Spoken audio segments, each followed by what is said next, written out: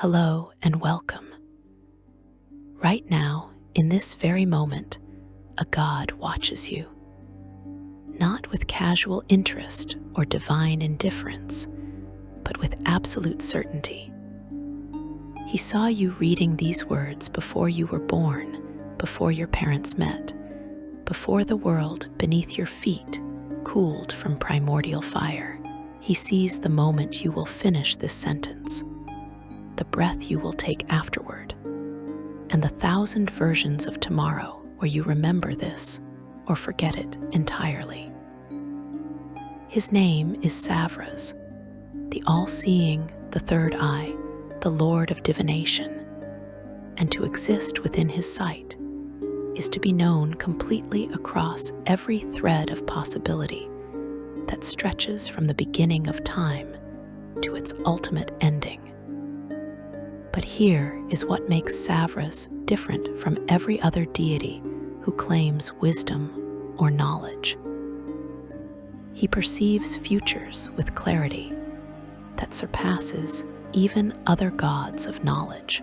Every choice you might make, every word you could speak, every path you might walk, all of it unfolds before his consciousness with crystalline precision. Where other gods of knowledge collect information, where seers and prophets catch glimpses of what might be, Savras exists in a state of extraordinary perception. The past, present, and future reveal themselves to him with a clarity that few divine beings can match. You might wonder what it means to be such a being.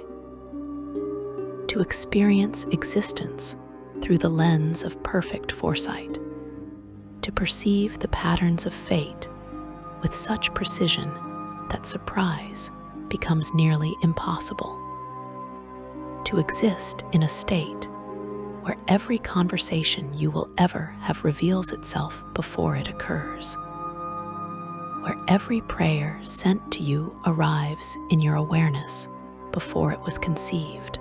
This suggests a consciousness fundamentally different from ordinary experience. This is not merely foresight or prediction.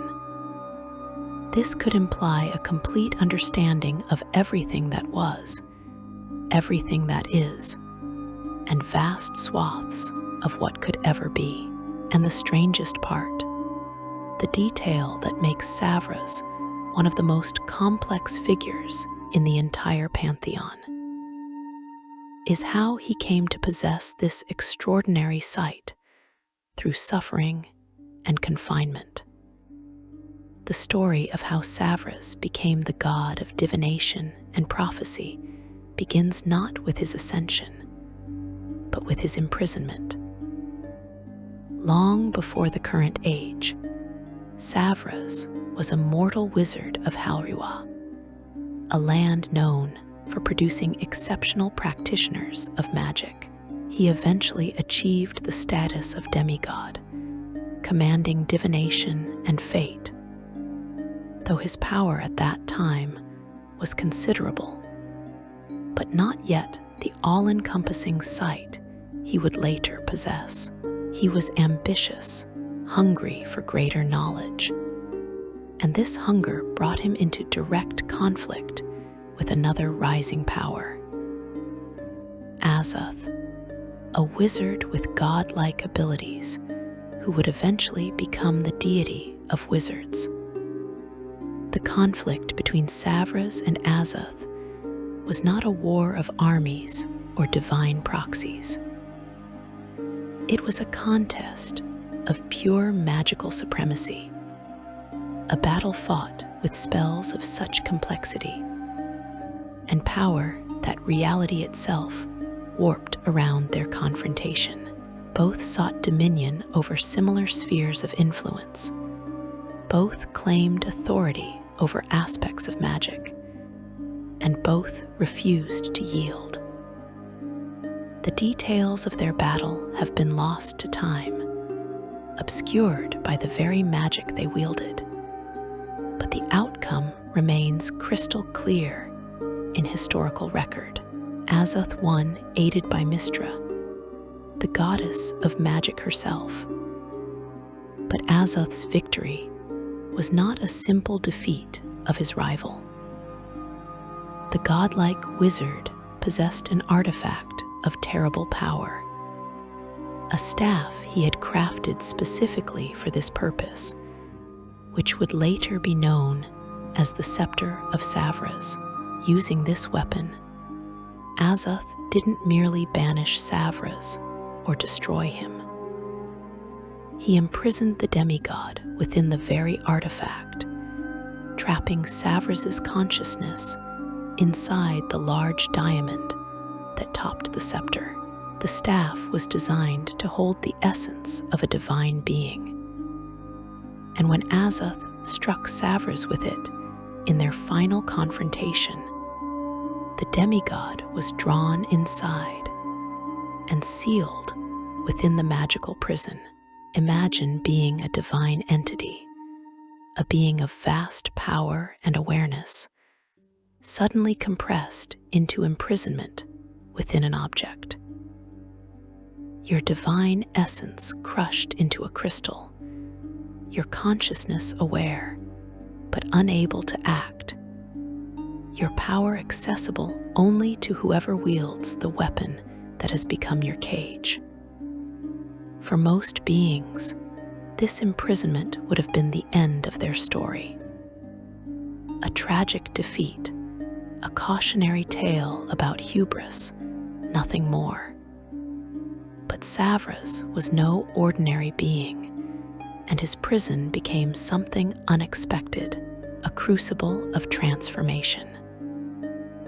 Unable to move, unable to influence the physical world except through whoever wielded his scepter, Savras turned his consciousness inward and outward simultaneously, with nothing but time, an imprisonment that would stretch from around -696 Dale reckoning until 1358 Dale reckoning.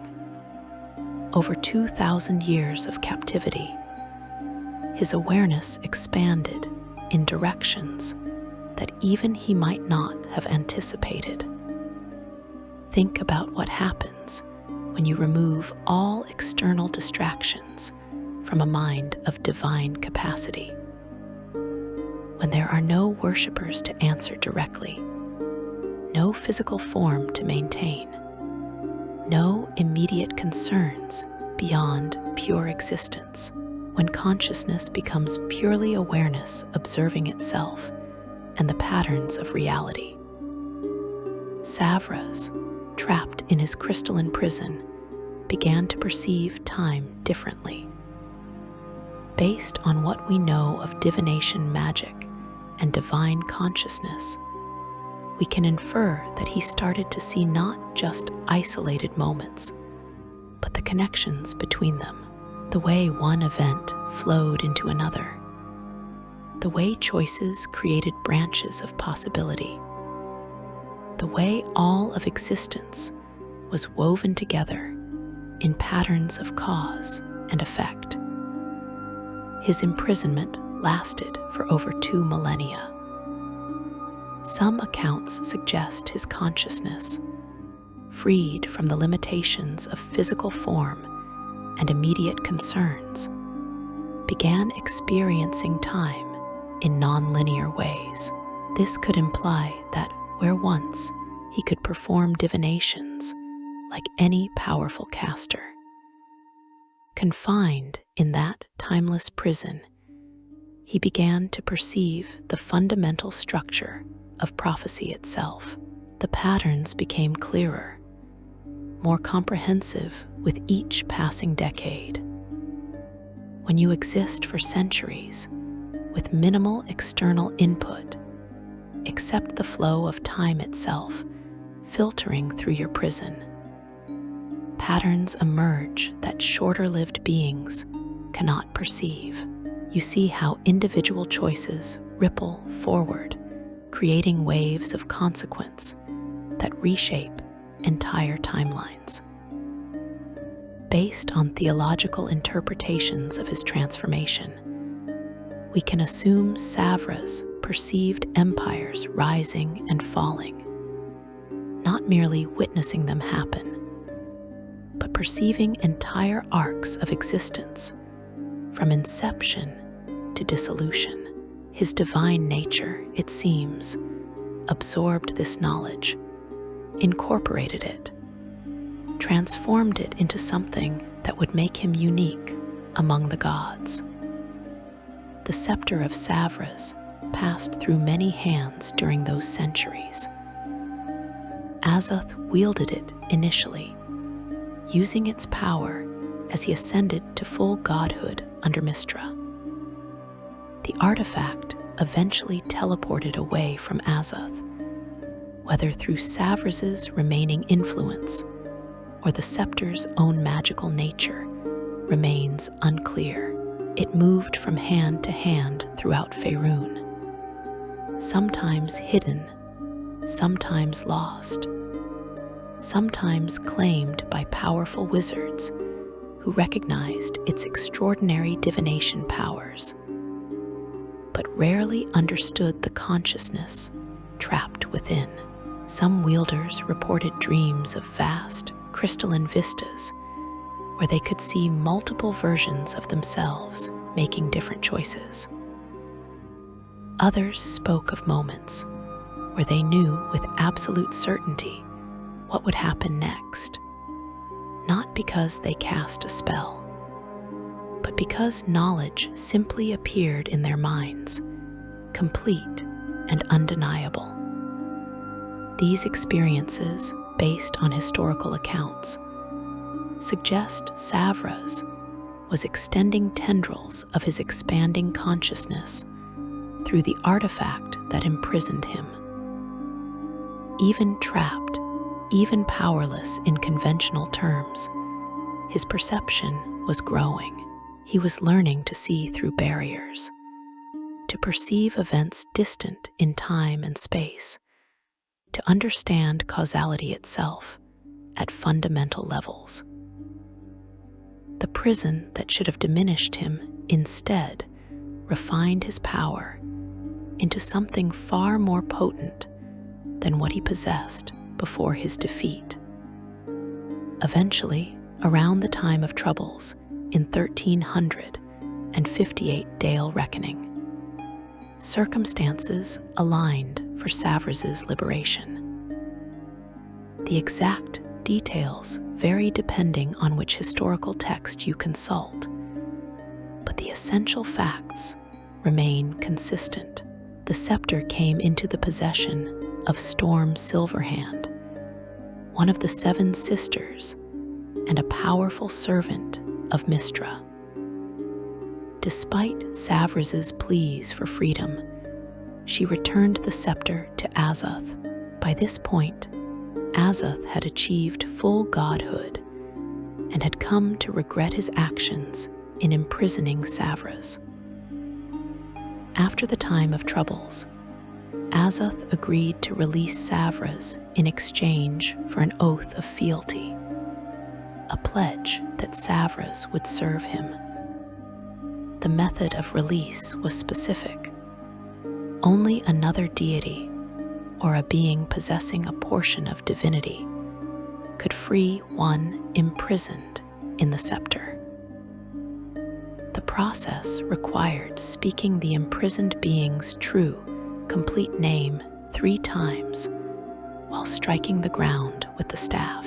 When this ritual was performed, Savras was finally freed after more than 2,000 years of captivity.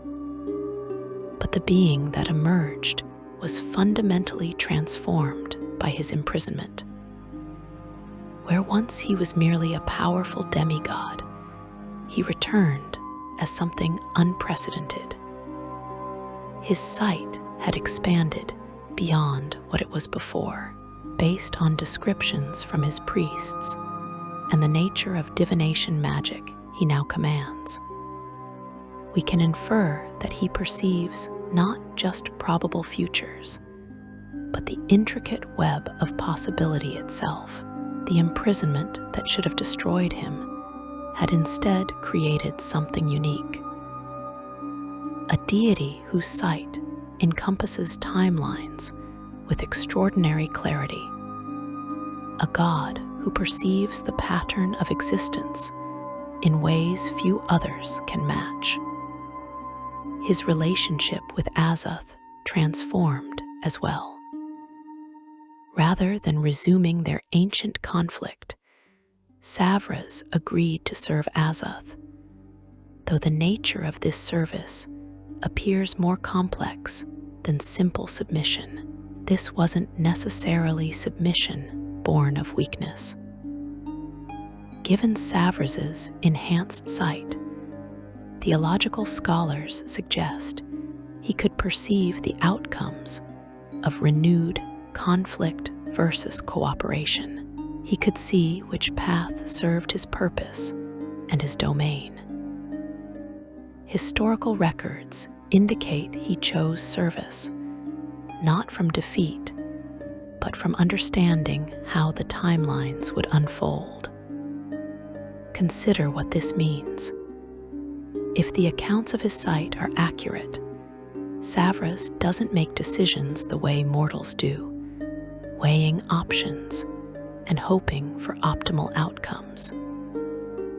He perceives outcomes with clarity that transforms decision-making itself. When he chose to serve Azoth, this suggests he did so with comprehensive understanding of exactly how that relationship would unfold, what benefits it would bring, what limitations it would impose, and how it fit into larger patterns of divine politics.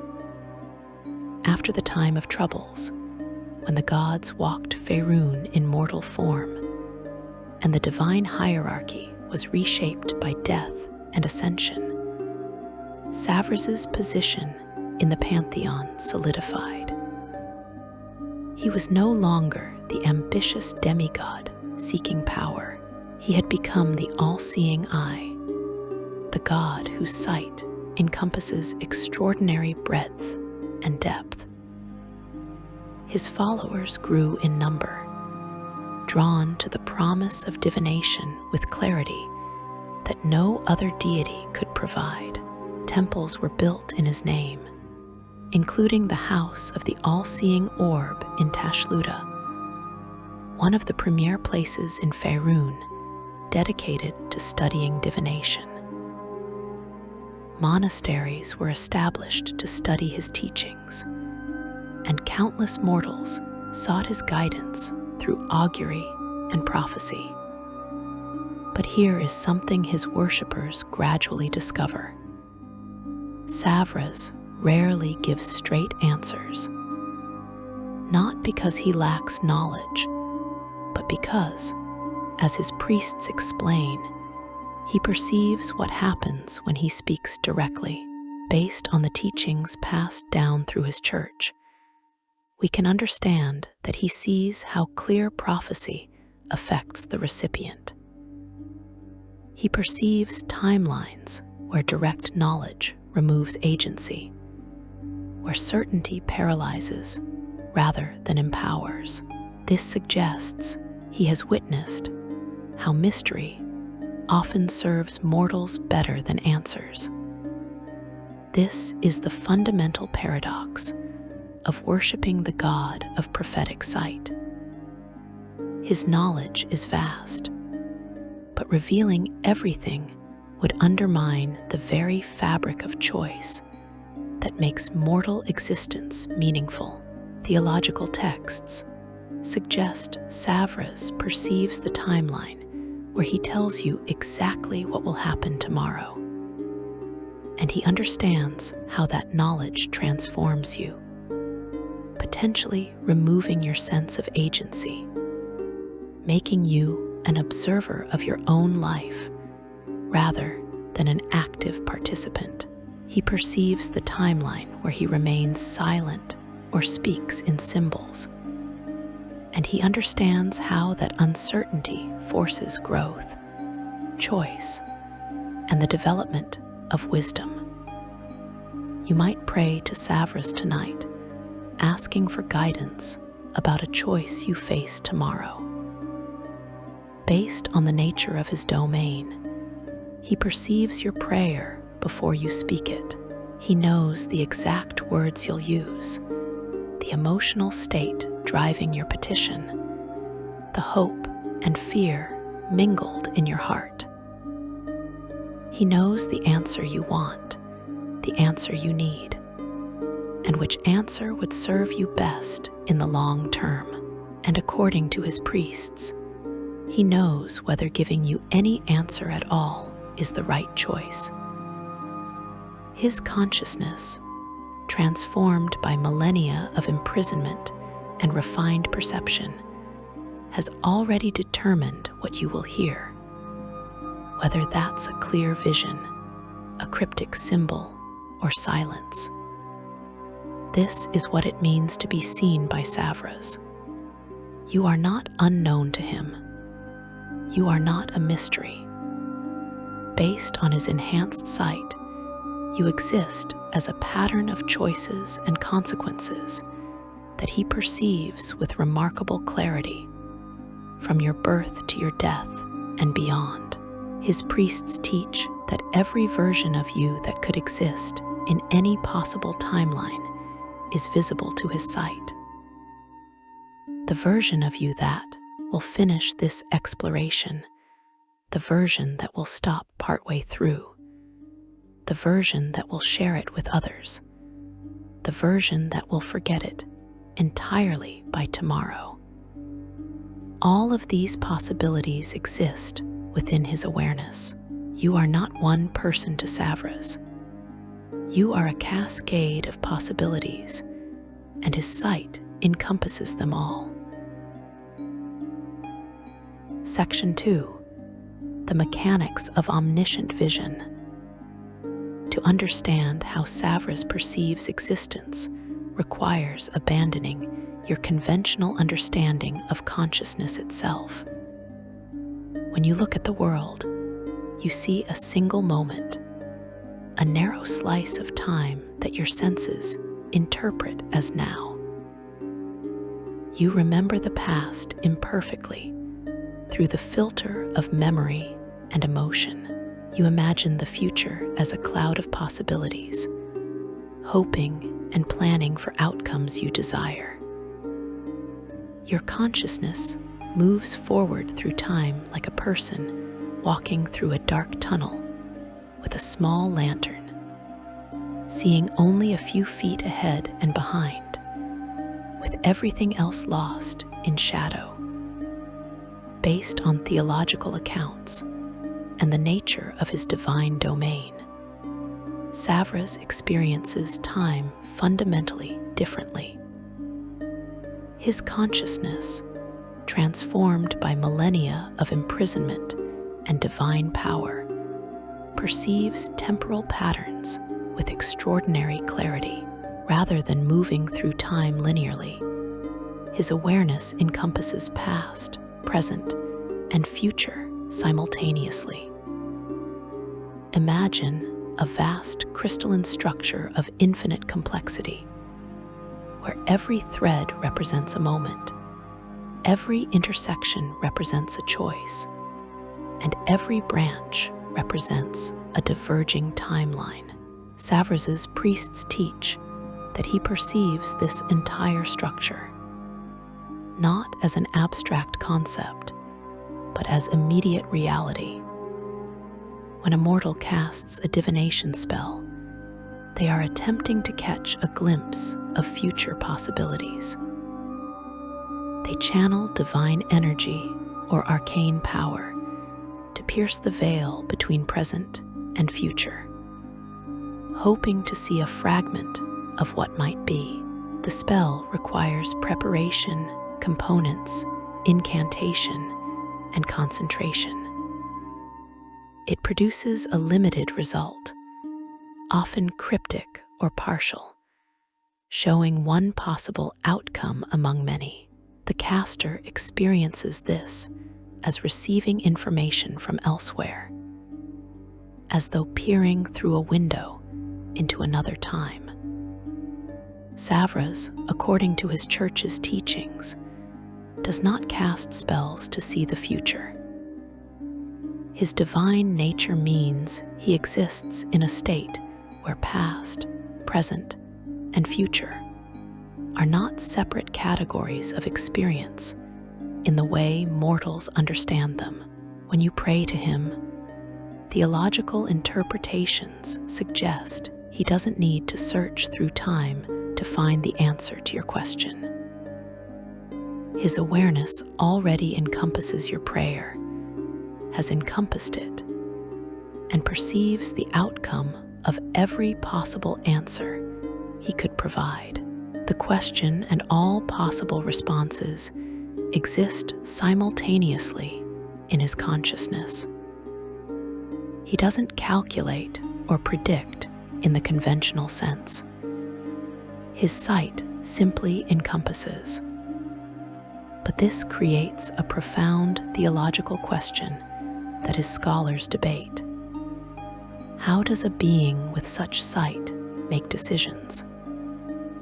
If Savras perceives every possible outcome of every choice, how does he determine which action to take? This is where interpretations of his nature become complex. Based on the behavior patterns observed by his priests, Savras doesn't appear to choose based on single outcomes because he perceives all outcomes. Instead, his priests suggest his choices are based on pattern recognition across multiple timelines.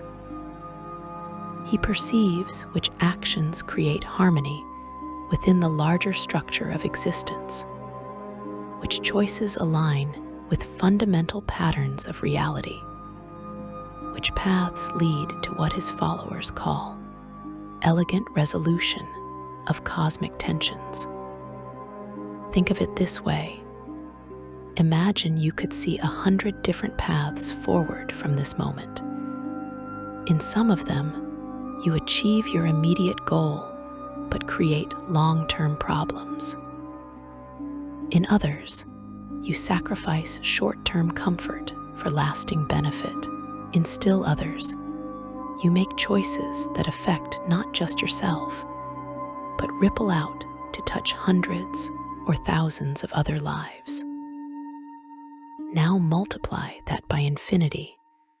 Add the dimension of divine responsibility, and include the knowledge that your choices as a god affect not just individual mortals, but the fundamental structure of reality itself.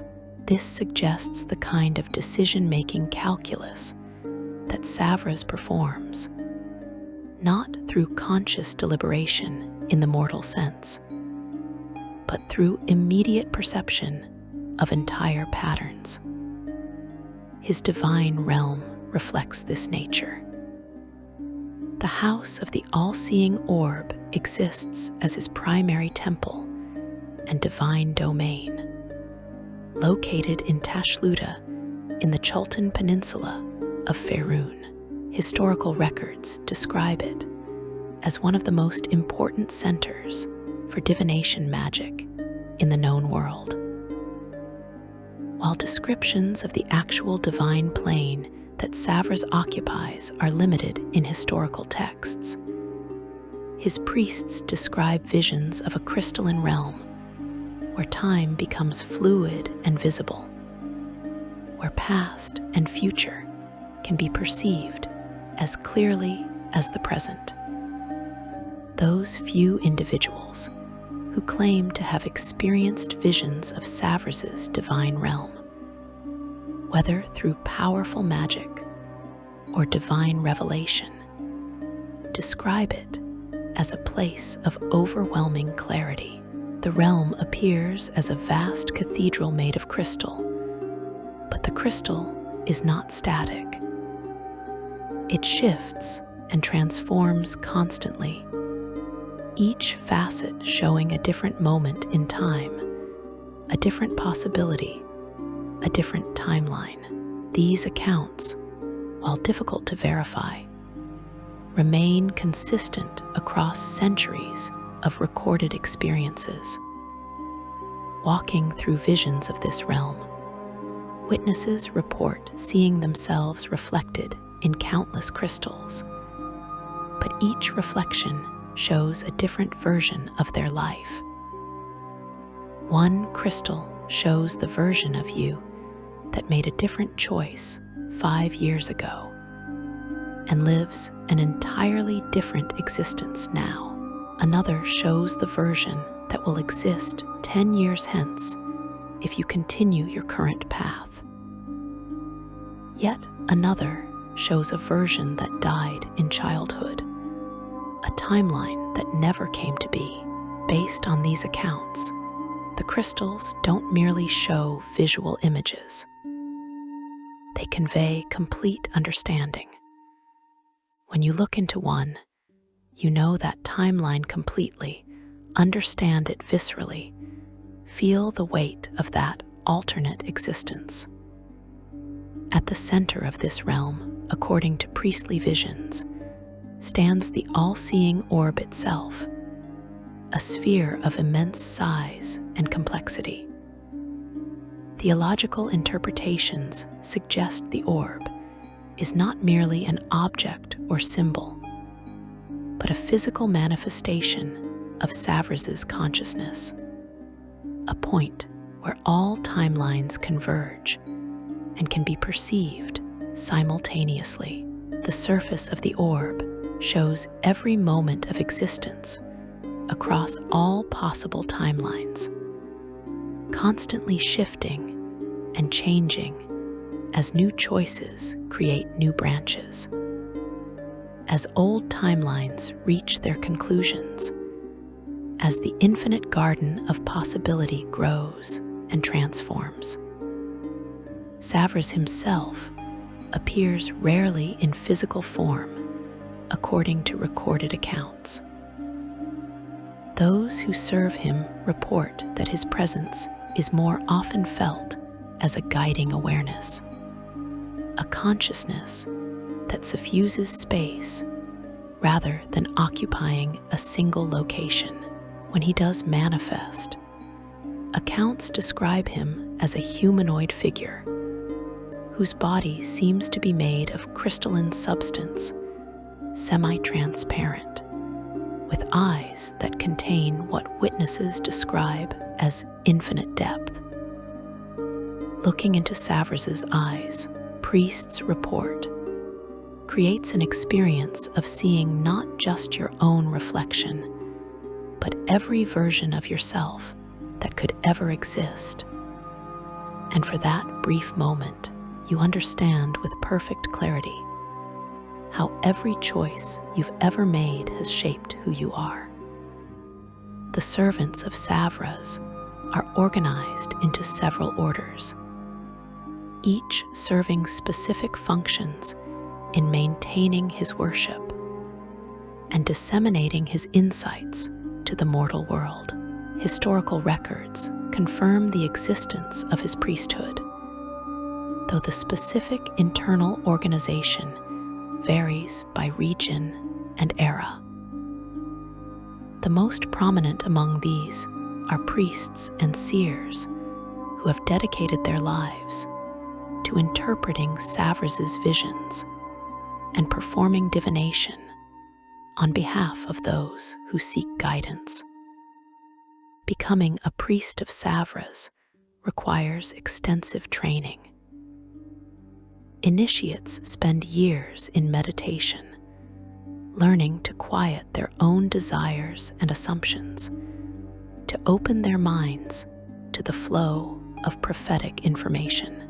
They study the symbology of prophecy, learning how to interpret the cryptic images and metaphors that divine sight often produces.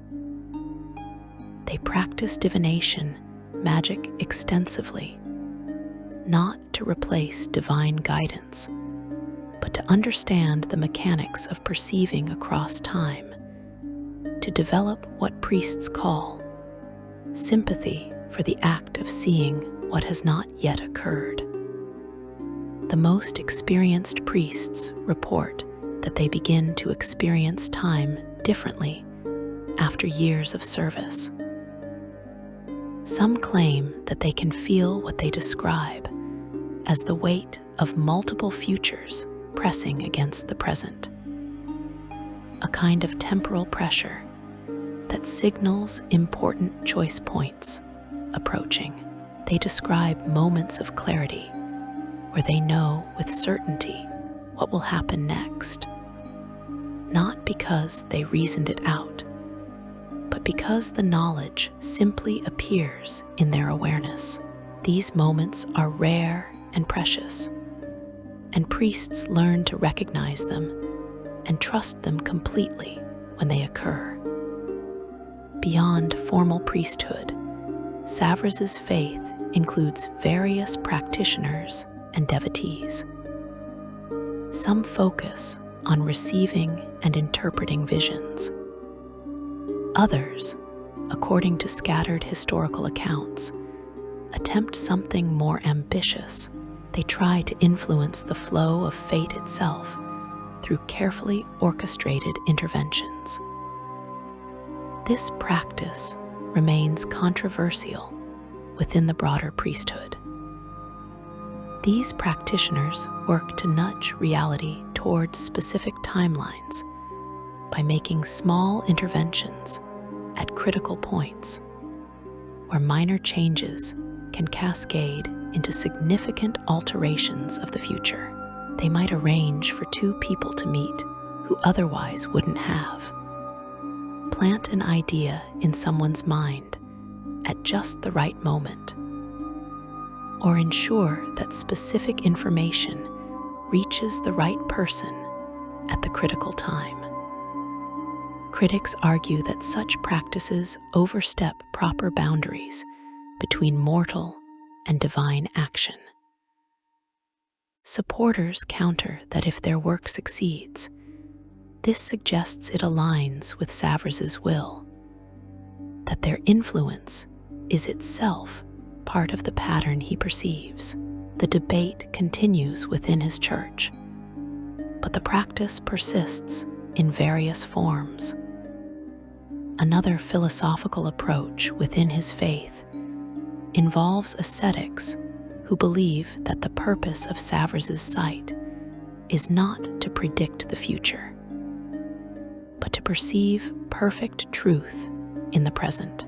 They argue that mortal suffering comes largely from delusion, from seeing the world not as it is, but as we wish it to be or fear it might be.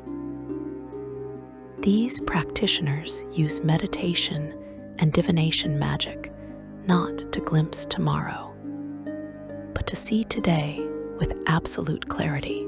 They train themselves to perceive reality without the filters of ego, desire, or fear, attempting to achieve consciousness that mirrors, however imperfectly, Savras's own clear perception. The artifacts associated with Savras possess power that extends far beyond typical magical items.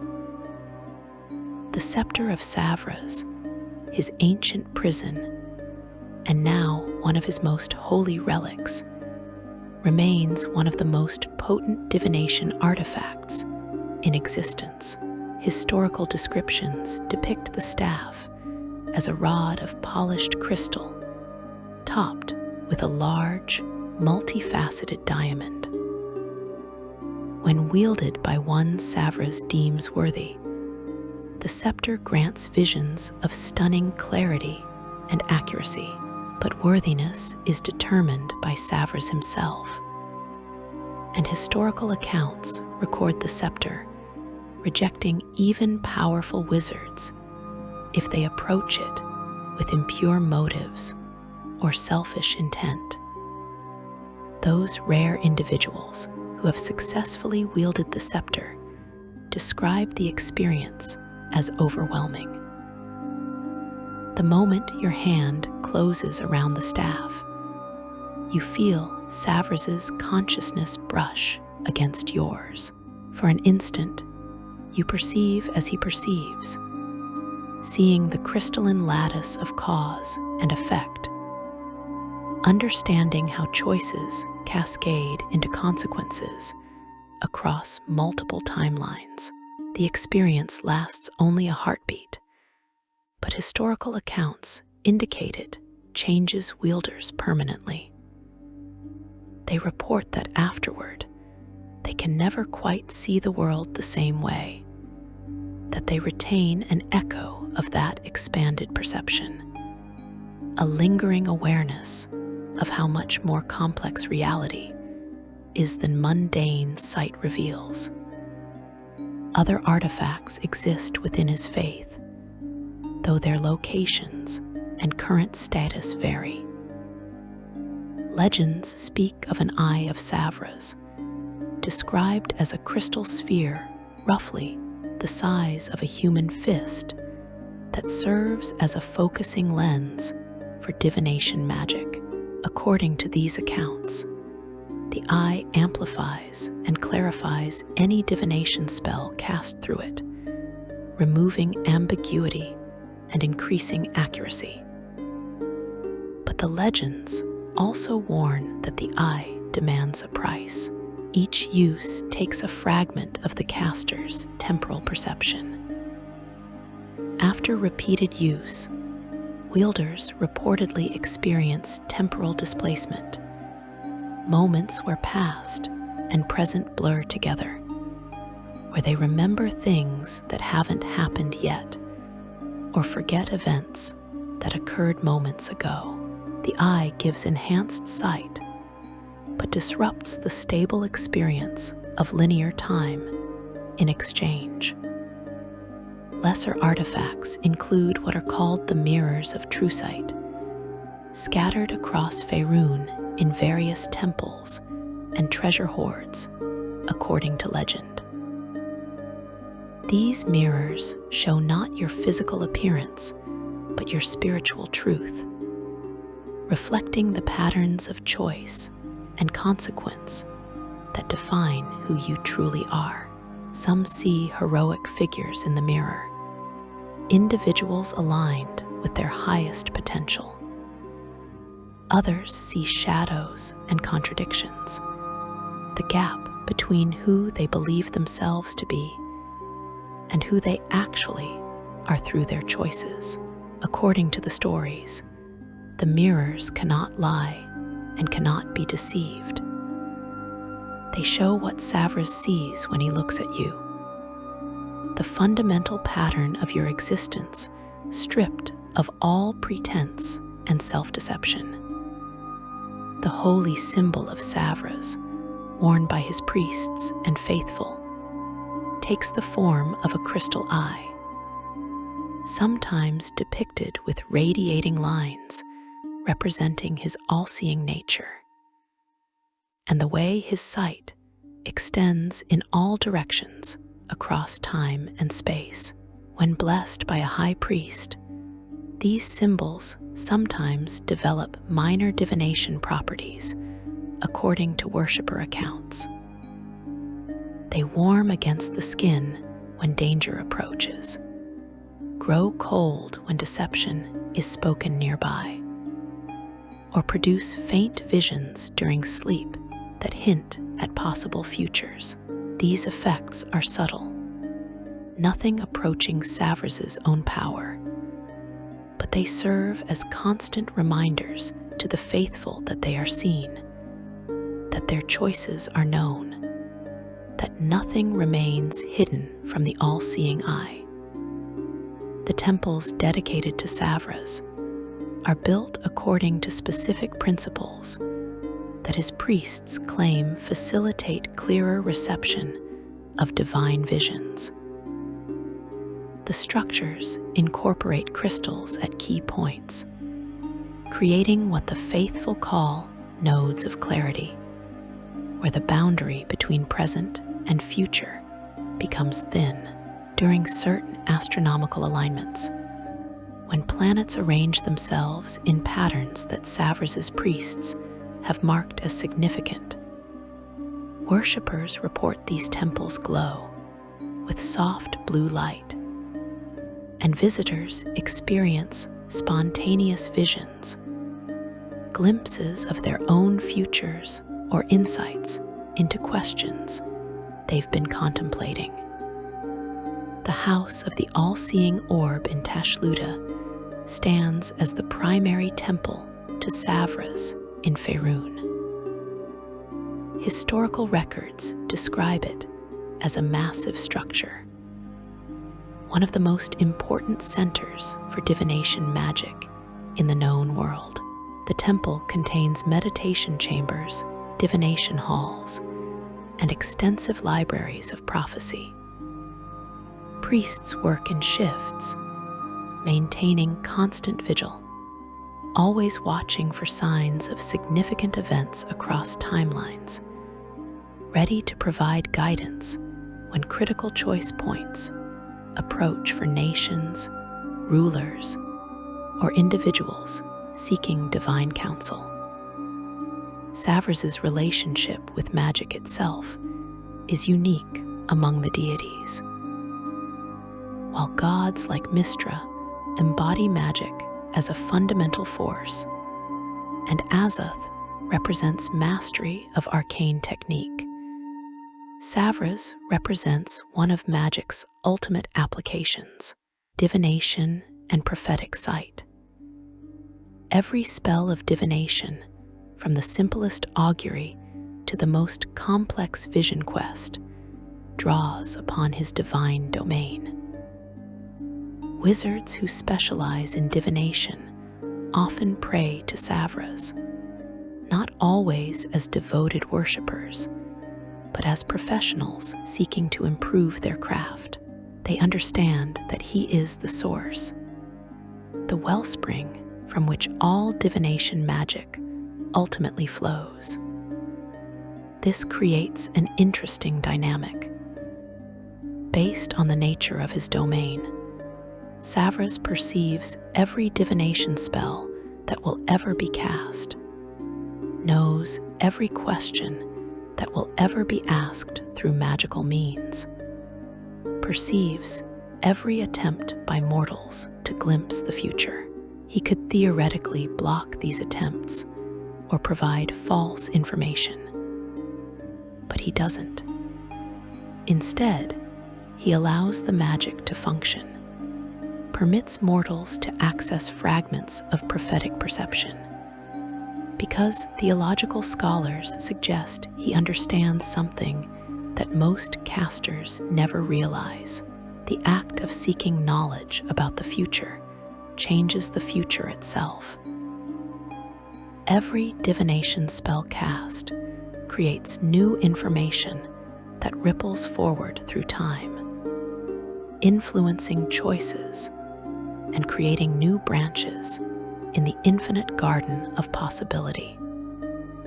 The most profound mystery about Savras, the question that his priests debate endlessly in their monasteries and temples, is this: if he perceives everything, including his own future, does he have free will? If Savras already knows every choice he will make across all of eternity, is he truly choosing? Or is he simply enacting a pattern that his perfect sight has already revealed to him? The orthodox answer provided by his highest priests is that Savras exists beyond the conventional framework of choice and determinism. His will and his sight are one. What he sees is what he chooses, and what he chooses is what he sees. To separate the two would be to fundamentally misunderstand the nature of his transformed consciousness. But some theological minorities within his faith propose a different interpretation. They suggest that Savras is, in a sense, uniquely constrained among all the gods precisely because of his perfect sight. He cannot surprise himself, cannot discover anything genuinely new, cannot experience the joy of uncertainty or the thrill of the unknown. His imprisonment in the scepter ended physically, but perhaps it continues in a metaphysical sense, a prison built from the bars of absolute knowledge. These perspectives are generally not embraced by official temples, but they persist at the margins of his faith, contemplating what it truly means to be a god who sees everything, even his own ending. Section 3. The weight of infinite knowledge. There is a burden that comes with extraordinary sight, and it is a burden that no mortal mind can truly comprehend. You wake each morning to uncertainty. You wonder what the day will bring, who you might meet, what challenges you'll face. This uncertainty creates space for hope, for anticipation, for the possibility that today might be different, better, transformative. Even your fears about the future carry a strange vitality because they are only possibilities, shadows that might never materialize. You live in a state of perpetual maybe, and this maybe is what makes existence bearable, even beautiful.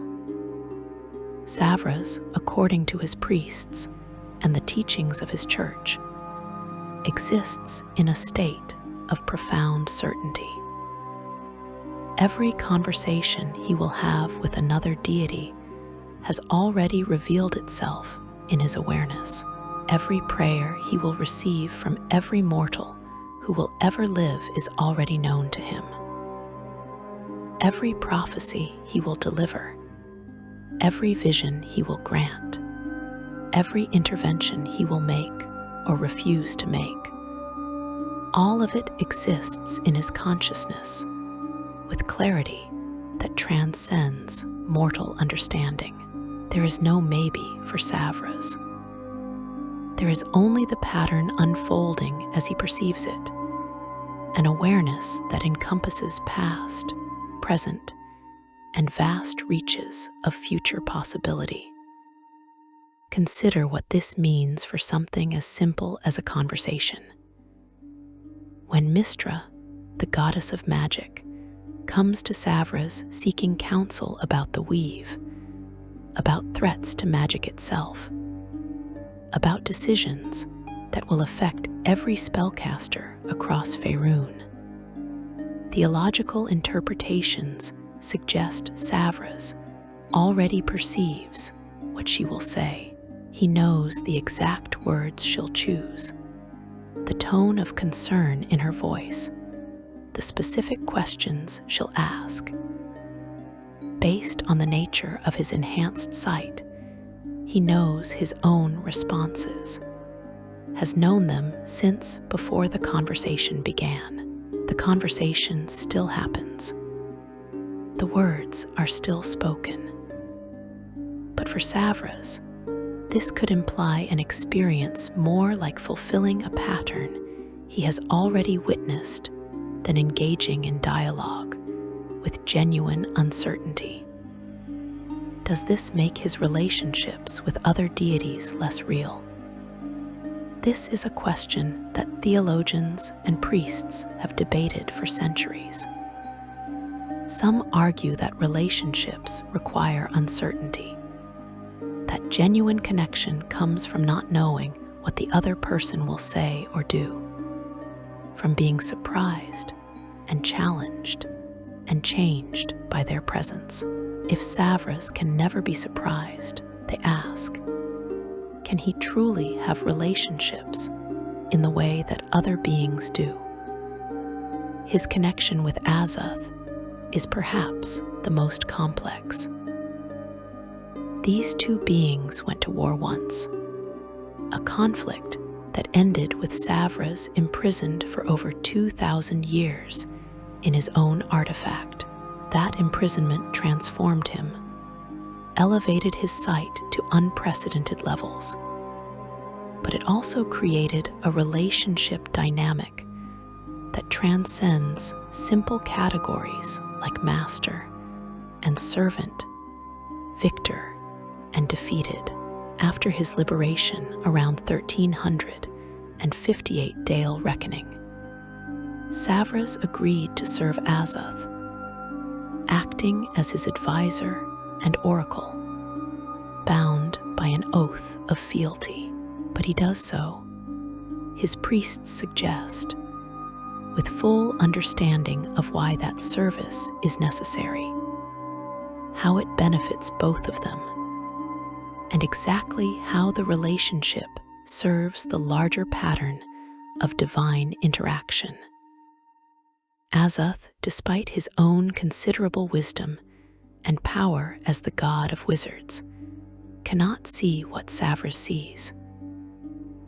When the god of wizards faces a decision about the proper development of arcane magic, about whether to grant a new spell to mortals or withhold knowledge that might be dangerous, he consults Savras, and Savras, perceiving multiple possible timelines, can describe exactly what will happen if the spell is granted or withheld.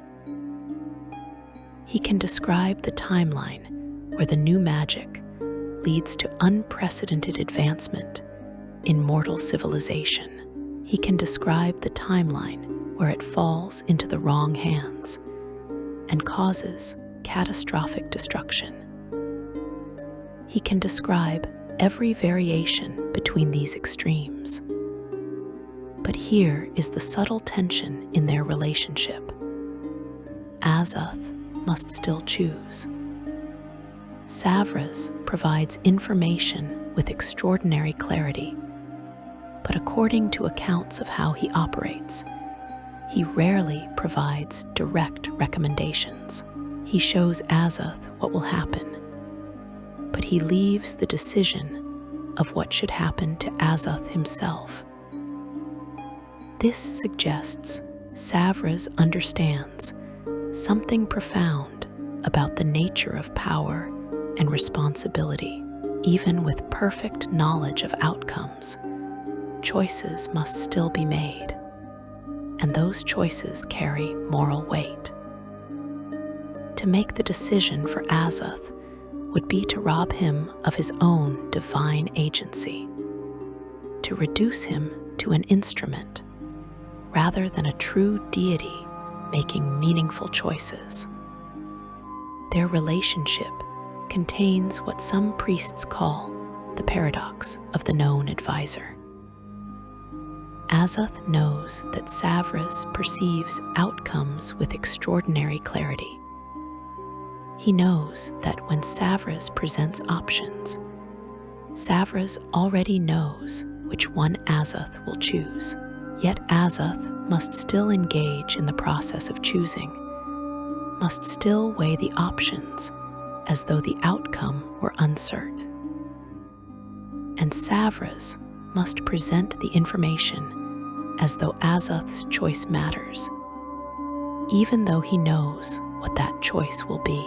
Both gods maintain this elaborate dance of decision-making, not because either one is deceived about its nature, but because the alternative, acknowledging that the choice is already determined, would collapse the very framework of meaningful action.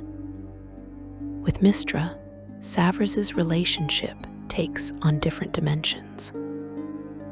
Mistra embodies magic itself, the weave that permeates all of reality and makes spellcasting possible.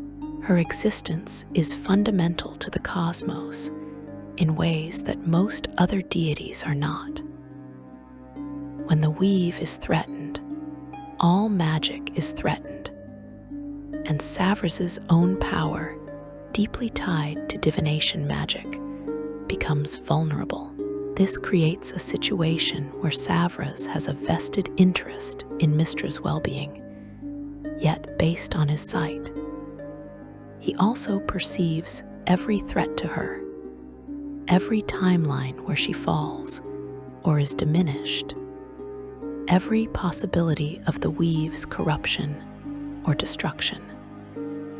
During the time of troubles in 1358 Dale Reckoning, when the gods were cast down from their realms and forced to walk Faerun in mortal form, Savras experienced something that some priests interpret as unprecedented.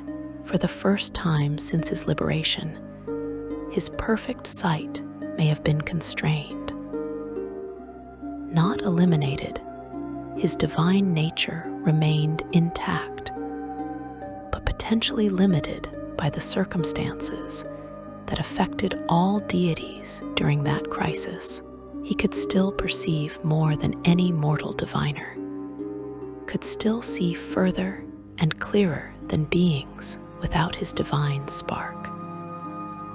But the crystalline totality of his vision might have been reduced to something more narrow, more immediate. Some of his priests claim that this period was the closest Savras has come to experiencing genuine uncertainty since his imprisonment ended. Walking in mortal form, subject to mortal dangers, he had to navigate the world with information that, while still vast, was not absolute. According to some theological interpretations, he found the experience both terrifying and strangely vital.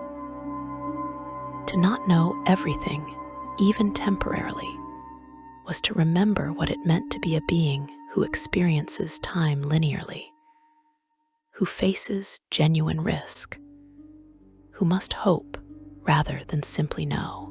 When the time of troubles ended and his full power returned, some witnesses reported that Savras seemed almost reluctant, as though part of him had appreciated the constraint, the return to a more limited, but perhaps more vivid form of consciousness. His relationship with other deities of knowledge and wisdom reveals interesting contrasts. Agma, god of knowledge, collects and preserves information, but does not necessarily perceive future implications the way Savras does. Agma's domain is about gathering what exists, about ensuring that knowledge is not lost, about making information accessible. Savras's domain is about perceiving what exists across time, about seeing connections and patterns that span centuries or millennia. The two gods cooperate frequently, with Agma's faithful often consulting Savras for insights about where lost knowledge might be found, or how current discoveries might be applied in the future. With Helm, the god of guardians and watchers, Savras shares the concept of eternal vigilance, but their focuses differ fundamentally. Helm watches to protect, maintaining constant awareness to guard against threats. Savras watches because watching is his nature, his very existence as a deity of divination.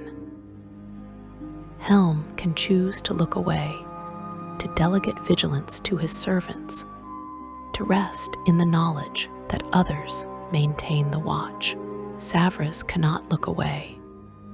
His sight is not something he does, it is something he is. There is no off switch, no moment of respite, no possibility of not perceiving. This brings us to perhaps the most important aspect of Savras's burden. why his prophecies are delivered in riddles, metaphors, and cryptic symbols rather than direct statements. Mortals who pray to Savras often become frustrated with this. They ask a simple question, seeking a simple answer, and receive instead a vision wrapped in symbolism that requires interpretation.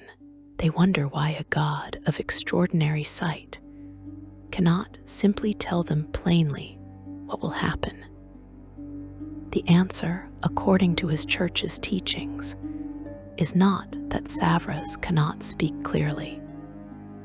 He perceives language with the same precision that he perceives everything else. He knows exactly which words would convey information most efficiently, but his priests explain that he also sees what happens when he speaks those words directly. He perceives the timeline where you receive a clear, unambiguous prophecy about your future, and he watches how that knowledge changes you, potentially removes your agency, makes you a passenger in your own life. Imagine that Savras tells you directly, in 3 years, you will marry a person with red hair whom you will meet at a festival in midsummer.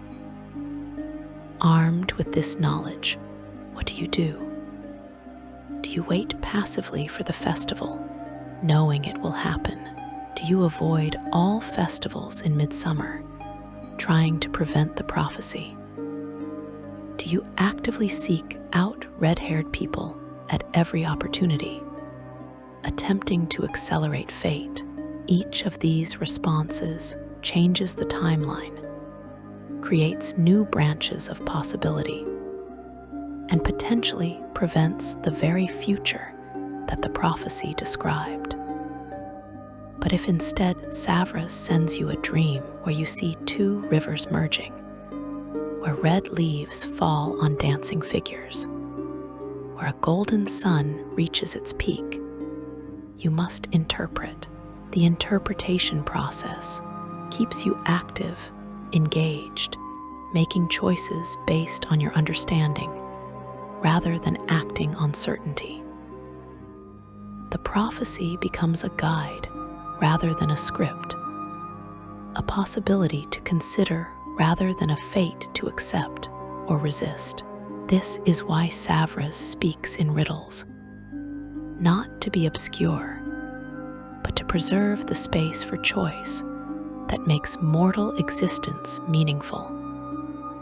Throughout history, Savras has delivered prophecies that shaped the course of nations and civilizations. During the height of the Netherese Empire, when their floating cities dominated the skies, a high priest of Savras received a vision. He saw great darkness consuming the sun, saw cities falling from the heavens, saw magic itself fracturing and failing. He delivered this prophecy to the archwizards of Netheril, warning them that their path led to catastrophic destruction. The Netherese, proud and powerful, dismissed the prophecy. They believed their magic sufficient to overcome any threat, their understanding of the arcane complete enough to prevent any disaster. And Savras, perceiving this dismissal before the prophecy was even delivered, knew they would not listen. Yet, he delivered the prophecy anyway, because it existed in the pattern, because the warning had to be given even when he knew it would be ignored. When Netheril eventually fell, when the goddess Mistral sacrificed herself to prevent even greater destruction, when the floating cities crashed to earth and thousands died, the prophecy was remembered. It became a warning for future civilizations about the dangers of hubris, about the importance of heeding divine counsel, even when it seems impossible. During the spell plague, the catastrophic magical disaster that reshaped Faerun and merged portions of it with the world of a bear, Savras's priests claim he provided warnings decades in advance.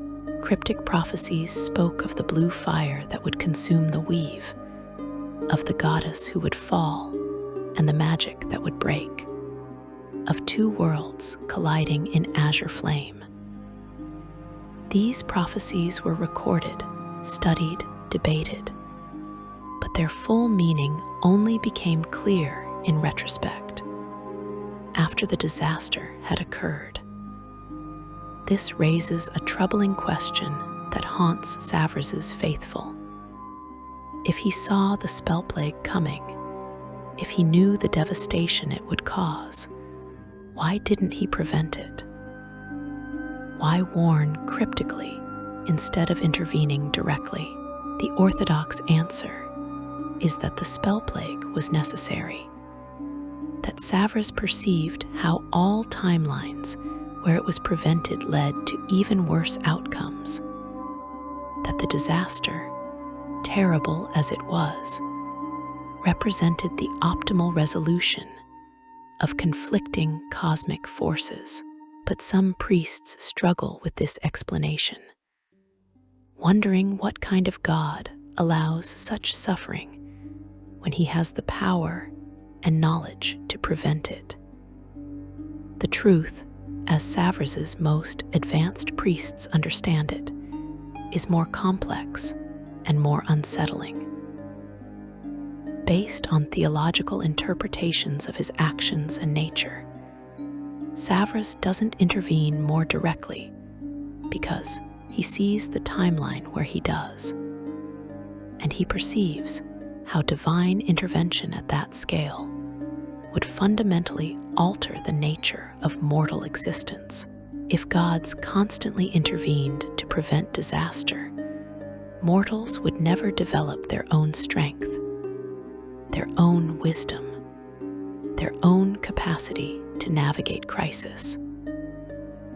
The universe would become a performance where mortals are merely props in divine drama, their choices meaningless because gods are always ready to step in and fix everything. This principle, what Savras's priests call the doctrine of necessary suffering, is one of the hardest aspects of his faith to accept. It suggests that much of the pain and tragedy in the world exists not because the gods are unaware or powerless, but because allowing it serves a larger purpose that encompasses more than individual suffering. Savras, according to this interpretation, sees the timeline where every child is protected from every danger, where no one ever experiences loss or pain or failure. And in that timeline, he perceives beings who never grow, who never develop resilience or compassion or strength, who live comfortable but ultimately shallow and potentially meaningless lives. Yet he also sees the timeline where suffering is so overwhelming that mortals break under the weight of it, where tragedy destroys rather than tempers, where pain produces only bitterness and despair. His challenge, the impossible burden of his infinite sight, is identifying the path between these extremes, where suffering exists in proportion that strengthens rather than destroys, that teaches rather than traumatizes, that creates meaning rather than obliterating it. Section 4. The intersection of fate and choice. You stand at a crossroads, and before you lie multiple paths. Each one leads to a different destination, a different version of your future. You must choose, but you lack perfect information. You cannot see where each path truly leads, cannot know with certainty which choice will serve you best. So you do what all mortals do. You weigh your options based on incomplete information. You consider your values and desires. You perhaps say a prayer to whichever God you favor, and then you choose. This is the fundamental experience of mortal existence, the perpetual navigation of uncertainty. Now imagine that somewhere, a God watches you standing at that crossroads. Based on the nature of his enhanced sight, he perceives not just the paths before you, but every step you will take on whichever path you choose. He sees the crossroads you will encounter a mile down the road, and the ones beyond that, and the ones that appear years from now. He sees the version of you that chooses the left path and where it leads. He sees the version that chooses the right path and how that life unfolds. He sees the version of you that stands paralyzed by indecision until circumstances force a choice. All of these futures exist as possibilities in his awareness. And yet you, standing at the crossroads, experience only this moment, only this choice. This is the fundamental paradox that anyone who seeks guidance from Savras must grapple with. If the God already knows what you will choose, does your choice matter? If the future is already visible to divine sight, is it also fixed, predetermined, inevitable? And if it is fixed, then what is the point of prophecy, of divination, of seeking glimpses of what will be? You cannot change what is already determined, so why bother looking ahead? The answer, according to Savras's learned priests, is that you are asking the wrong question. The future is not a single fixed point that you move toward inevitably, like a cart rolling downhill. The future is a garden of branching possibilities, and your choices determine which branch you walk. Savras perceives all the branches simultaneously, but you experience only one path, chosen moment by moment through your decisions. His sight does not eliminate your choice. It encompasses all possible choices you might make. Think of it this way. Right now, as you absorb these words, countless versions of your future exist as possibilities. The version where you finish this entire exploration of Savras's nature and are changed by the understanding. The version where you stop halfway and return to other concerns. The version where you share this knowledge with others, spreading awareness of the all-seeing eye. The version where you forget everything by tomorrow, the information sliding away like water. All of these futures are real possibilities, genuine branches in the garden of time. Savras sees them all, but which one becomes your actual future depends entirely on choices you have not yet made. The faithful of Savras navigate this paradox through practices that acknowledge both divine sight and mortal agency. His worshippers, though relatively few in number compared to major deities, include diviners, seers, fortune-tellers, scholars, rulers, and anyone who values foresight and the pursuit of hidden truths. His church remains small, but his name is invoked often by people seeking to get a read on future events. Young men and women perform rituals to Savras to divine the names of their future spouses. Merchants consult his priests before major business decisions. Military leaders seek his guidance before campaigns. Clerics of Savras begin and end their days with extended periods of peaceful meditation. They pray for their spells at night, directly following sunset, in anticipation of the next day's events. This practice reflects their understanding that divination requires preparation, that perceiving future possibilities demands a consciousness that is clear, focused, and free from the distractions of immediate concerns.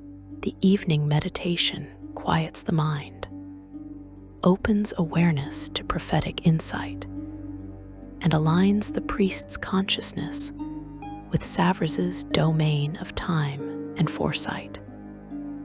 The most holy celebration for Savras's followers is the Feast of the Moon, which they call the Vision.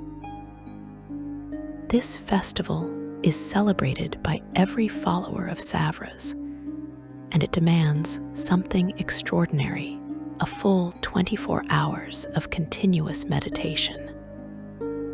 During this extended contemplation, worshippers abstain from food, drink, and sleep, maintaining unbroken focus on opening their awareness to divine sight. Those who successfully complete the meditation for the full period are rewarded with a vision of the future from Savras himself. These visions vary in clarity and content, some receiving symbolic dreams that require interpretation, others experiencing moments of crystalline certainty about events to come. The practice is grueling. 24 hours of meditation pushes the limits of mortal endurance, testing physical stamina and mental discipline. Many who attempt it fail, falling asleep or breaking concentration before the full period elapses.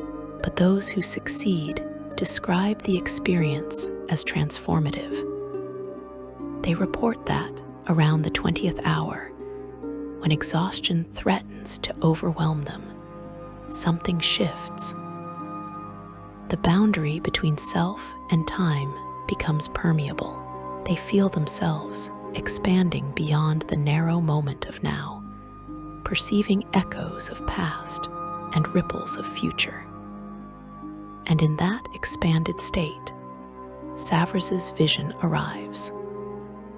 The monasteries of Savras, located in remote areas where silence and contemplation are possible, serve as training grounds for those who wish to develop their divinatory abilities. These are tranquil, contemplative places where followers engage in oracular practices, consulting sacred texts, scrying tools, and other instruments of prophecy to reveal hidden knowledge. The training emphasizes not just magical technique, but the cultivation of consciousness itself. You cannot perceive time clearly, the monks teach, if you are not fully present in the time you currently occupy. The scattered awareness that most people carry through their days is incapable of the focus required for genuine divination. After months of present moment training, initiates move to temporal exercises. These begin simply. You might be asked to predict which of two paths a falling leaf will take as it descends from a tree, not through magic, not through divine intervention, but through careful observation of wind patterns, leaf shape, weight distribution. You learn to see the present so clearly that near-future outcomes become increasingly obvious. You develop intuition, not as mystical insight, but as refined pattern recognition. As training progresses, the exercises become more complex. You practice predicting human behavior, learning to read subtle cues in body language, tone, and context that telegraph what someone is about to say or do. You study historical events, learning to recognize the patterns that precede significant changes in politics, culture, or belief. You cultivate what the monks call the long view, the ability to see beyond immediate consequences to distant ripples of cause and effect. Only after years of this foundational work do initiates begin formal divination training. By this point, they have developed consciousness that is sharper, clearer, more attentive to pattern and connection than ordinary awareness. When they finally cast their first augury spell or attempt their first vision quest, they are prepared to receive and interpret what Savras shows them without being overwhelmed or misled by their own desires and assumptions. The common folk who worship Savras rarely achieve this level of training or understanding, but they still seek his guidance through more accessible means. Throughout Faerun, particularly in regions like the Chultan Peninsula, in cities and villages, you can find shrines to the All-Seeing Eye where ordinary people come to ask questions about their futures. In Chult especially, where the constant threat of Yuan-Ti invasions and other dangers makes foresight vital for survival. Savras is revered, and his temples serve as centers of intelligence and strategy. His followers in these areas are trained in the art of uncovering secrets and foreseeing threats before they arise. These shrines are staffed by priests trained in basic divination, individuals who can cast augury or divination spells to provide guidance for petitioners. The process of consultation follows a ritual pattern. The petitioner arrives at the shrine and makes an offering, typically something of personal value or significance. The offering is not payment in the transactional sense. It is a gesture of sincerity, a demonstration that the question being asked matters enough to sacrifice something precious. After the offering, the petitioner states their question. The priest will often help refine the question, because the form of a question shapes the nature of the answer received. Will I be happy is too vague, too dependent on subjective interpretation. Should I marry this person presumes a binary outcome where reality might offer more nuanced possibilities.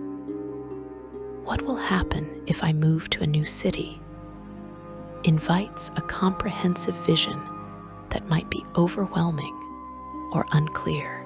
The priest helps the petitioner arrive at a question that is specific enough to be answerable, but open enough to allow for meaningful guidance.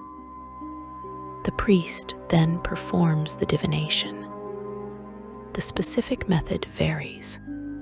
Some cast formal augury spells, interpreting the divine response through traditional omens, weal or woe, benefit or harm. Others use more elaborate techniques. They might cast bones carved with symbols, reading patterns in how the bones fall.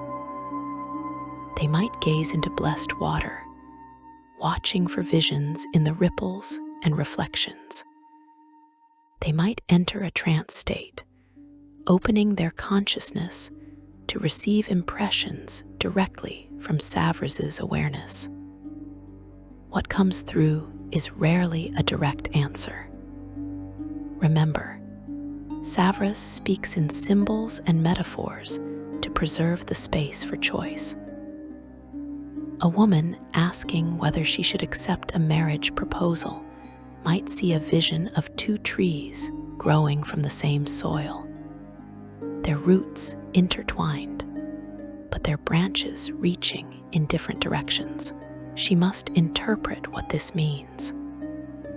Does it suggest unity with room for individual growth? Does it warn of fundamental differences despite surface compatibility? The interpretation process is intentional, forcing her to engage deeply with her own values and desires, rather than simply accepting or rejecting based on divine command. Some petitioners find this frustrating. They want clear answers. Yes or no, do this or don't.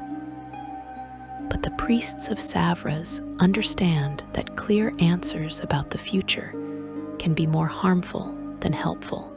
They teach that prophecy is meant to inform choice, not replace it. Savras believes in the responsible use of prophecy, that while foreknowledge can be a powerful tool, it must be used carefully and ethically to avoid causing harm. The faithful of Savras include people from all walks of life, but certain groups are particularly drawn to his worship. Merchants value his guidance for business decisions, seeking visions about market conditions, trade routes, or potential partnerships. They understand that even small glimpses of future trends can mean the difference between prosperity and ruin. Military leaders and rulers consult his priests before major campaigns or policy decisions, hoping to understand consequences or identify optimal strategies. Scholars and wizards study his teachings to improve their own divination magic, recognizing him as the ultimate authority in their chosen field. But perhaps the most devoted followers of Savras are those who have experienced the profound impact of seeing the future and then watching it unfold.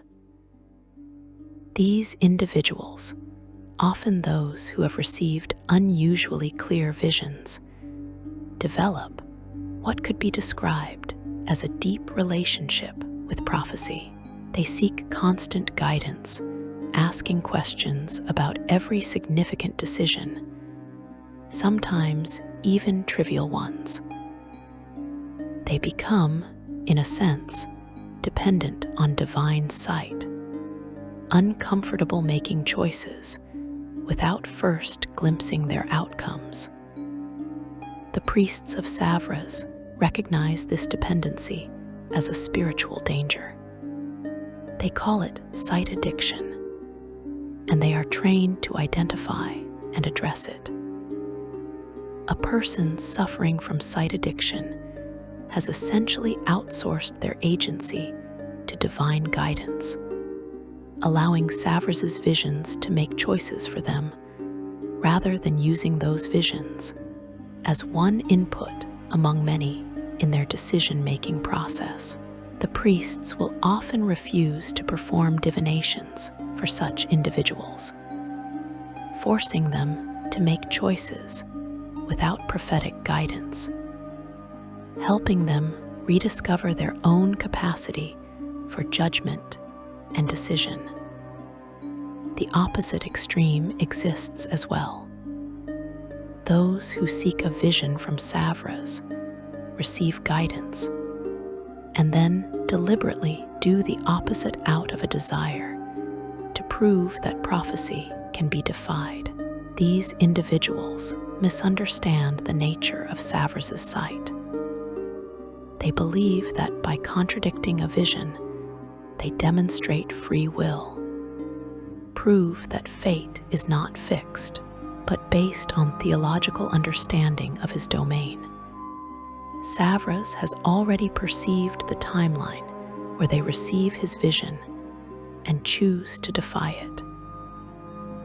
That defiance is itself part of the pattern he perceives. You cannot surprise the all-seeing eye by doing the unexpected, because he has already witnessed every possible unexpected thing you might do. Savras's followers tend to fall into two camps on the question of fate versus free will. The first group believes that prophecies reveal predetermined fate, that what Savras shows is what must occur. They see divination as a tool for preparing for the inevitable rather than changing it. The second group believes in mutable fate, that prophecies show probable futures that can be altered through conscious choice. They see divination as a tool for identifying undesirable outcomes so they can be avoided. This theological divide creates ongoing debate within his church, with neither side able to definitively prove their position. The truth, as the most advanced priests understand it, likely lies between these extremes. Fate appears to be neither completely fixed nor completely mutable. Some events seem inevitable, locked into the pattern of causality by forces too vast to alter. Other events remain fluid, subject to change based on choices not yet made. The challenge is discerning which is which, understanding when prophecy describes the inevitable and when it describes the probable. This discernment requires wisdom that goes beyond mere divination skill, requiring deep understanding of how patterns of cause and effect operate across time. Section 5. The God who knows his own future. Liberation, when it finally came to Savras around 1358 Dale reckoning, arrived not through violent escape, but through negotiation and oath. After more than 2,000 years of imprisonment within the scepter, after the time of troubles had reshaped the divine hierarchy and forced gods to walk Faerun in mortal form, circumstances finally aligned for his release. Azoth, who had achieved full godhood and had come to regret imprisoning his rival, agreed to free Savras in exchange for an oath of fealty. The condition was clear.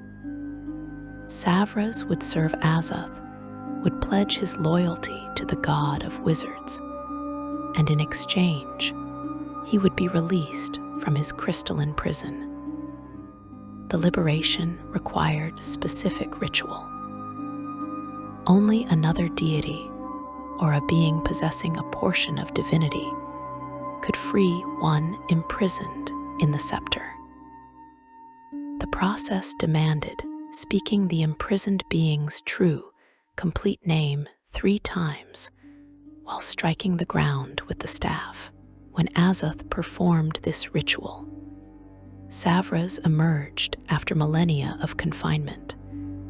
Stepping into freedom he had already witnessed countless times in his prophetic sight. But here is what makes his liberation significant.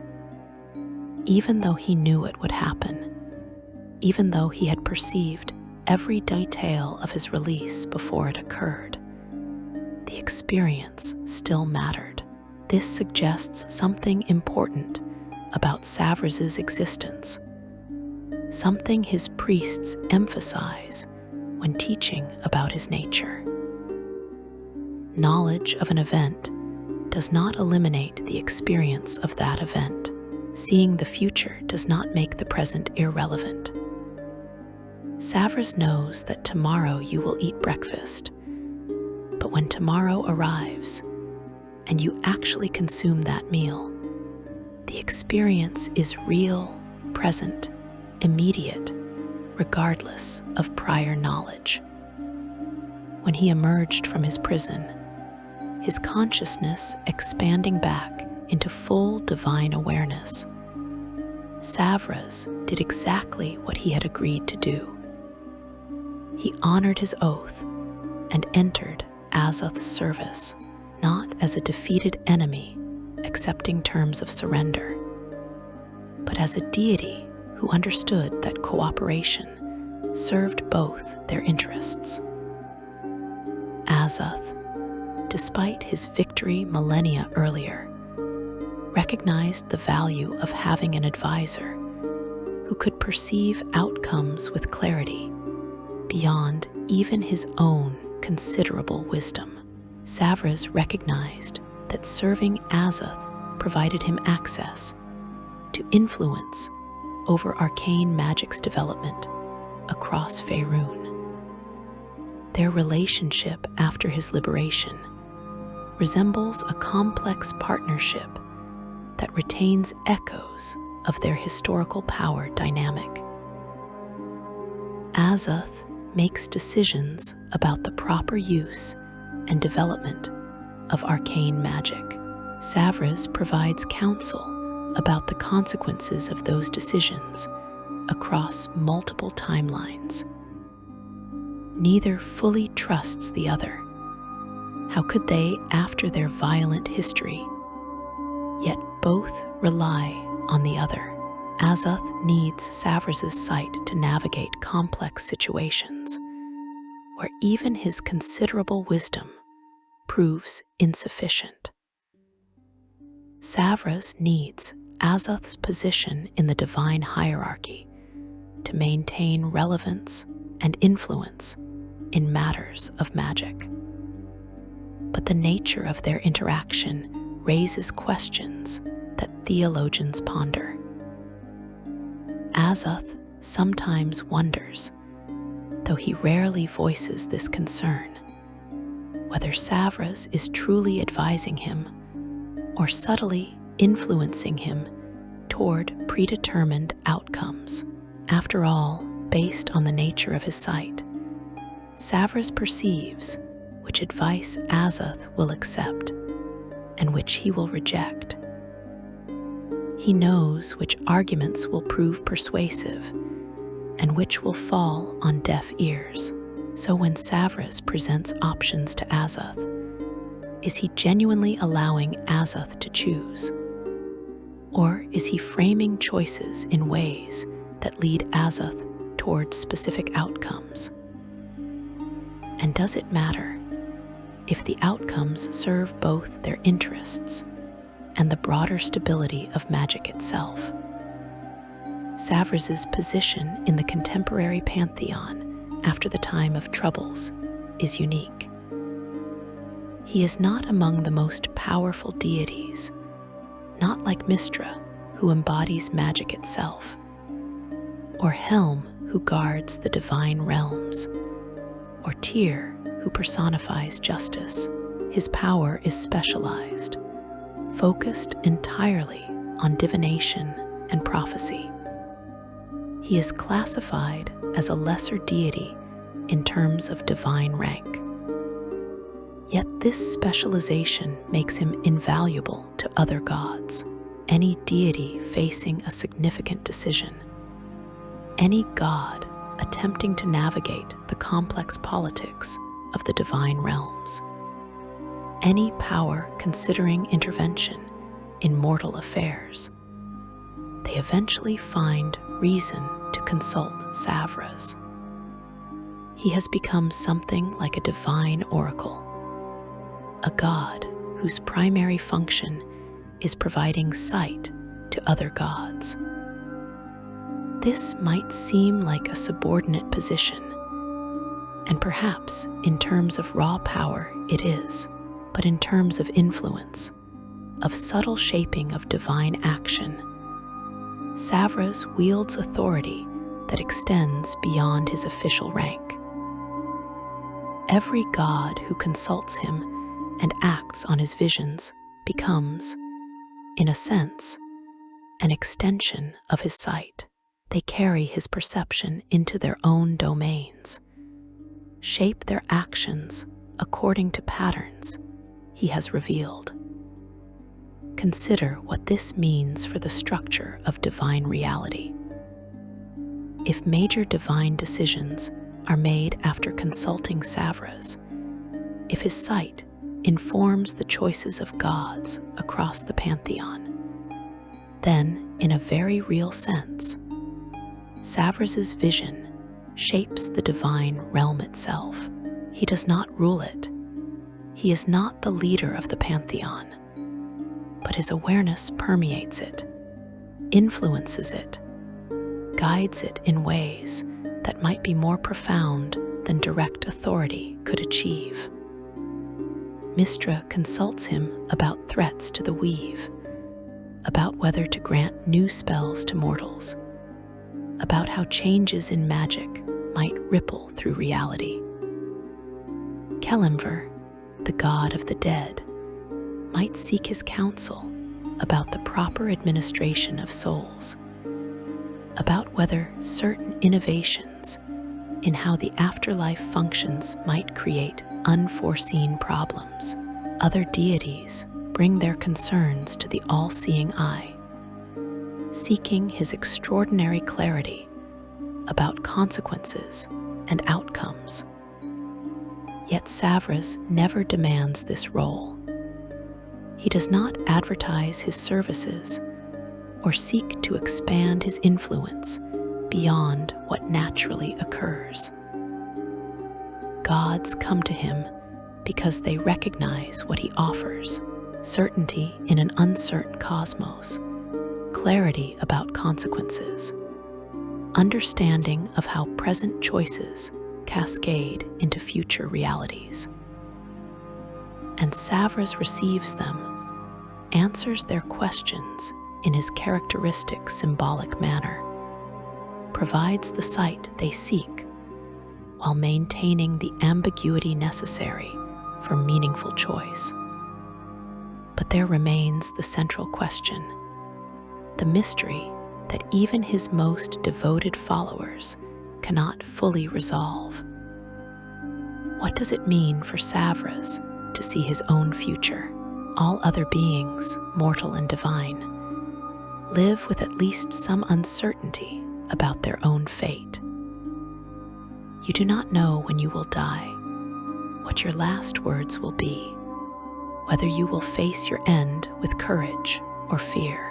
Gods, being immortal in the conventional sense, still face uncertainties about how their power might grow or diminish, how their relationships with other deities will evolve, what challenges the future holds. Based on theological interpretation of his nature, Savras knows all of this about himself. He perceives every significant event in his eternal existence, every major decision he will make, every relationship that will matter to him across time. He knows how his worship will spread or contract, how his power will wax or wane, how he fits into the larger pattern of divine reality as it unfolds across millennia. Does this knowledge trap him?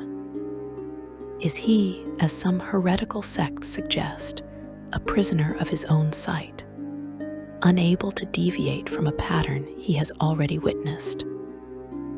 The orthodox answer, provided by his highest priests, is more nuanced.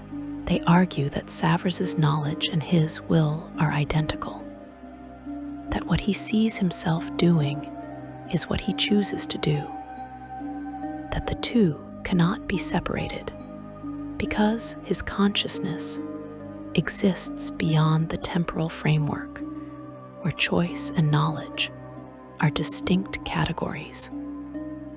But some philosophers and theologians propose a different interpretation, one that the official priesthood rarely acknowledges.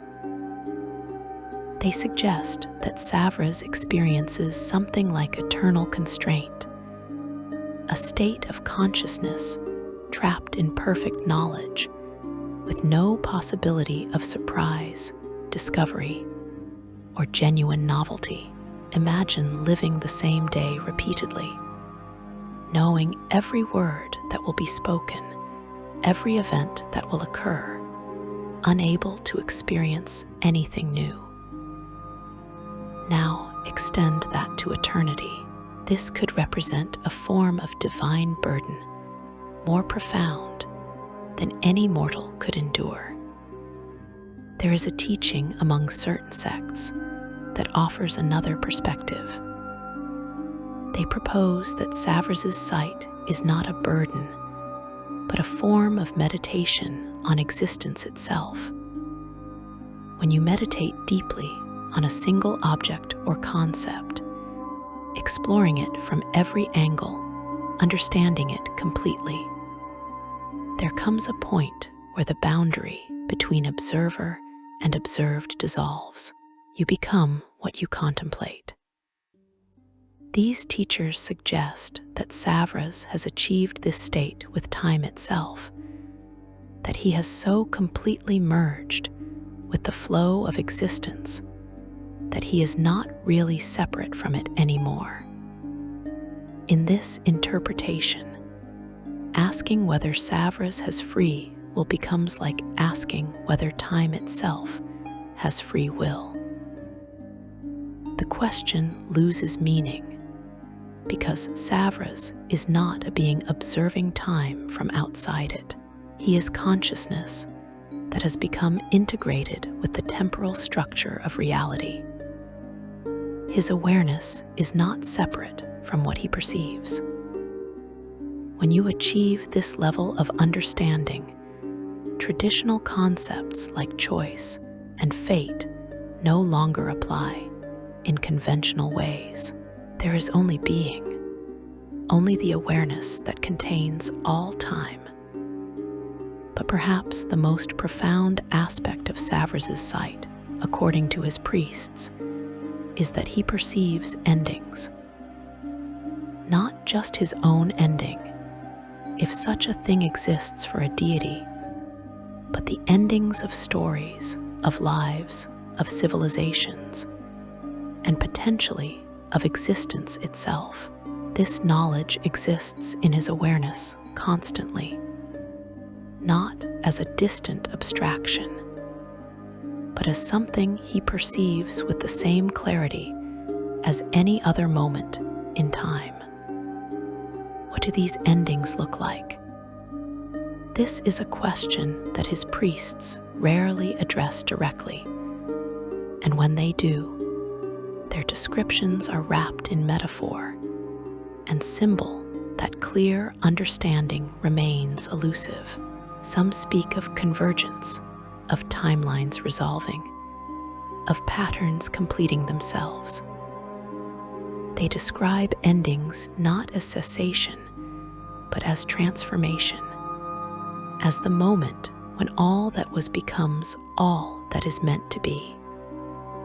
His priests claim that meditating on this understanding, on the knowledge that everything moves toward completion, and that this completion is perceived by at least one divine consciousness, brings a strange kind of peace. If endings are already perceived by divine sight, if they have been witnessed and understood, then anxiety about ultimate questions, fear of cosmic meaninglessness, loses some of its power. You can focus instead on the present moment, on the choices before you now, knowing that however things ultimately unfold, the pattern is witnessed and understood. In recent centuries, Savras's influence has grown steadily. More temples are built in his name, more followers seek his guidance, more wizards and scholars recognize the value of his sight. This growth serves practical purposes. A merchant who consults his priests regularly might receive warnings about market shifts, allowing them to adjust strategies and prosper. A ruler guided by visions from Savras might avoid catastrophic policy decisions, steering their nation away from war or economic collapse. A simple farmer might receive a vision suggesting when to plant or harvest, information that could mean the difference between abundance and famine. Yet Savras's deepest teaching, the wisdom that his most advanced priests spend lifetimes trying to understand, is not about prediction at all. It is about acceptance. His sight reveals that existence unfolds according to patterns, that causes produce effects, that choices create consequences, and that this entire process forms a coherent whole. You cannot change this fundamental structure. You cannot escape the pattern. What you can do is understand your place within it. Recognize how your choices contribute to the larger design, and make those choices with awareness rather than ignorance. This is what Savras ultimately offers. Not the ability to control the future, not the power to override fate, but the wisdom to navigate existence with your eyes open. He shows you what might be so that you can choose what will be with fuller understanding. He reveals patterns so that you can work with them rather than against them. He gives sight not to eliminate uncertainty, but to transform it from paralyzing fear into informed possibility. And he does all of this while bearing a burden that no other being in all of existence carries in quite the same way. He watches everything unfold with extraordinary knowledge of how it continues. He perceives tragedy before it occurs, triumph before it is achieved, choice before it is made. Based on the accounts of his nature, he knows the weight of suffering that sentient beings will endure across history, and his priests suggest he understands that much of that suffering serves purposes beyond immediate comfort, that it creates the conditions for growth, for meaning, for patterns to complete themselves properly. This is the nature of the all-seeing eye, to know with extraordinary clarity, and to be unable to share that knowledge completely without destroying the very meaning that knowledge reveals. To see mortals struggle with decisions that, from his perspective, have already been made in some sense, and to understand that their struggle is what makes those decisions meaningful. To watch God's debate and plan and worry about outcomes that he perceives with perfect clarity, and to recognize that their uncertainty is necessary for them to maintain agency and purpose. You might wonder why Savras continues. If his existence is one of eternal knowledge without the joy of discovery, of seeing every outcome without surprise, of knowing patterns without the possibility of them being different. Why does he persist? Why not simply cease to exist, if such a thing is even possible for a deity? The answer, according to his priests, is that Savras understands something about existence that transcends personal experience. His role is not to enjoy uncertainty or to feel surprise. His role is to see, to witness, to know. Someone must perceive the full pattern, must understand how pieces fit together, must hold awareness of the complete picture. That someone is Savras, and he accepts this role because it is necessary for the cosmos itself. The universe requires consciousness that perceives it completely, that understands it fully, that witnesses the entire unfolding of existence. Without such consciousness, reality would be experienced only as disconnected moments, perceived by limited awareness that never grasps the whole. Savras provides the perspective that makes the whole meaningful, that transforms events into coherent pattern, that allows existence itself to be understood as a complete work rather than fragments perceived in isolation. And so he continues, watching, knowing, seeing everything that was and is and will be. He watches you right now, and based on his nature, he knows what you will think about these words, how they will affect you, whether they will change anything about how you understand existence, or whether they will be forgotten by tomorrow. He perceives multiple versions of your response, and he knows which one will actually unfold. But here is the final teaching, the ultimate wisdom that Savras offers to those who contemplate his nature deeply. Even though he knows your future, you still must live it. His knowledge does not eliminate your experience. Your choices still matter, not because they surprise him, but because they create you, shape who you become, determine what your life means. You are not less real because you are known. You are not less free because your freedom is witnessed. The all-seeing eye watches you make choices, and those choices remain yours, remain meaningful, remain the substance from which your existence is woven.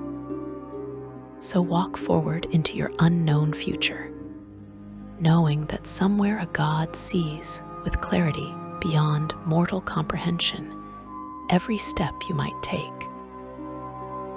Let this knowledge comfort you when you face difficult choices, knowing that the pattern is understood even if you cannot perceive it. Let it challenge you to choose wisely, aware that your choices echo across timelines and shape possibilities beyond your limited sight. Let it remind you that you are seen, known, witnessed by consciousness that encompasses time itself. The all-seeing eye watches always, not with judgment, not with constant intervention, but with understanding of who you are across every possible timeline. And perhaps that is enough, to be seen completely, to be known fully, to exist within the awareness of a being whose sight encompasses past, present, and future. Your life is not a mystery to Savras, but it remains a mystery to you. And that mystery is what makes it worth living. If you found this deep exploration of Savras and his extraordinary sight enlightening.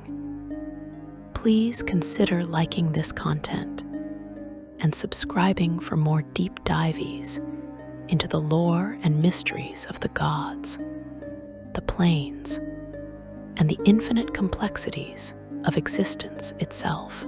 There are countless stories yet to be told, endless mysteries waiting to be explored, and we journey through them together, one revelation at a time.